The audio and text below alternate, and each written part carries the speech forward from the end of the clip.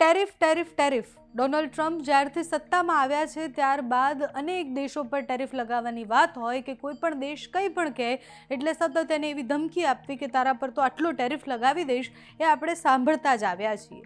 ગઈકાલે અમેરિકાની સુપ્રીમ કોર્ટના ટેરિફ રદ કરવાના નિર્ણય પછી બધાને એવું લાગ્યું કે હવે બધું જ સોર્ટ આઉટ થઈ જશે. હવે જેટલા પણ દેશો પર ટેરિફો લગાવવામાં આવ્યા છે, જે વધારાના ટેરિફ છે એ હવે હટી જવાના છે. ટ્રમ્પે ગણતરીના કલાકોમાં જ વટહુકમ દ્વારા 10% વધારાના ગ્લોબલ ટેરિફની જાહેરાત કરી દીધી. એટલે મોટાભાગના દેશોમાં 10% ટેરિફ લગાવવાની જાહેરાત થઈ.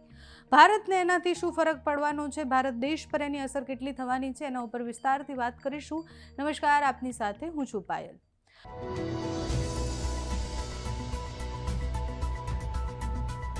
વિશ્વમાં ટેરિફની ચર્ચા. અમેરિકાની સુપ્રીમ કોર્ટના ટેરિફ રદ કરવાના નિર્ણય પછી ટ્રમ્પ દ્વારા ફરીથી નવા ટેરિફની જાહેરાત કરવામાં આવી. ભારત અને યુએસ ટ્રેડ ડીલ હવે શું થશે એનું, એ વિષય પર પણ ખૂબ ચર્ચા થઈ. એના પછી ટ્રમ્પે ગઈકાલે શુક્રવારે જ ભારત સાથેની થનારા જે કરાર છે, જે ડીલ છે, એ પહેલાં મુજબ જ રહેવાની છે. સાથે જ એમણે પ્રધાનમંત્રીના વખાણ પણ કર્યા. અને ટ્રેડ ડીલમાં હવે શું થવાનું છે એ સાંભળો પહેલાં તમે. On the trade deal, which is the framework which is to be signed with India sometime soon, will that stand now? Yeah, and on the decision, changes. Nothing changes? No, nothing changes.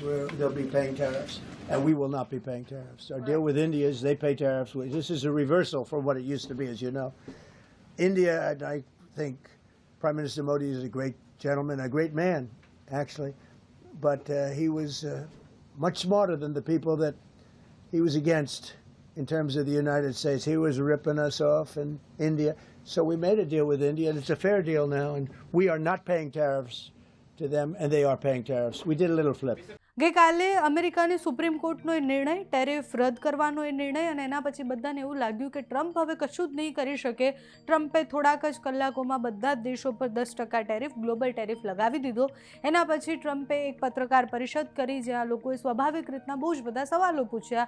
અને ટ્રમ્પે આ નિર્ણયને પણ એવું ગણાવ્યું કે એ જે જજ છે એને મારાથી કંઈક તકલીફ છે.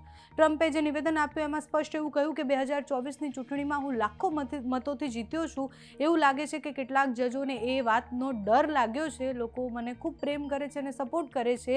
એ જજને યોગ્ય નથી લાગ્યું અને મને કામ કરવા નથી દેવા માંગતા, એટલે એમણે આ નિર્ણય લીધો છે. હવે ટ્રમ્પ 10% ટેરિફ બધા પર લગાવી તો દીધો છે. ભારત અને અમેરિકા વચ્ચેની એ ટ્રેડ ડીલ જે છે એના ફાઇનલ હસ્તાક્ષર જે થવાના છે ટૂંક સમયમાં થવાના હશે, એવી વાત પણ પિયુષ ગોયલ દ્વારા કરવામાં આવી છે. એટલે એ ડીલને કંઈ જ વાંધો આવે એમ નથી આ નિર્ણયથી, પણ વિશ્વની રાજનીતિમાં આની ઘણી અસર થવાની છે. એટલે વિશ્વભરમાં જે ટેરિફ અને ટ્રમ્પ જે ઇક્વલ હતા કે ભાઈ ટ્રમ્પનું નામ લઈએ એટલે ટેરિફ તરત યાદ આવી જાય, એ વિશ્વભરમાં અત્યારે ચર્ચાઓ થઈ રહી છે કે એક ઝટકામાં સુપ્રીમ કોર્ટે એવો નિર્ણય લઈ લીધો અમેરિકાને કે આવા કોઈ જ ટેરિફો પોતાની મરજીથી ટ્રમ્પ નહીં લગાવી શકે. અમેરિકામાં હજુ પણ લોકતંત્ર છે અને લોકતંત્ર કેવી રીતના કામ કરે છે એની વાત પણ ગઈકાલથી થઈ રહી છે.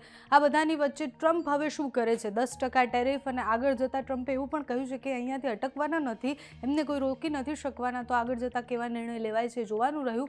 ભારત અમેરિકાની ટ્રેડ ડીલનું આગળ શું થાય છે એ પણ જોવાનું રહ્યું. તમારું આ વિષય પર શું માનવું છે અમને કમેન્ટ્સમાં જણાવજો. અત્યારે આ વિડીયોમાં બસ આટલું. જો તમે અમને યુટ્યુબ પર જોયા હોય તો સબસ્ક્રાઈબ કરજો, ફેસબુક પર જોયા હોય તો ફોલો કરજો, અમારા વિડીયોને લાઈક અને શેર કરજો.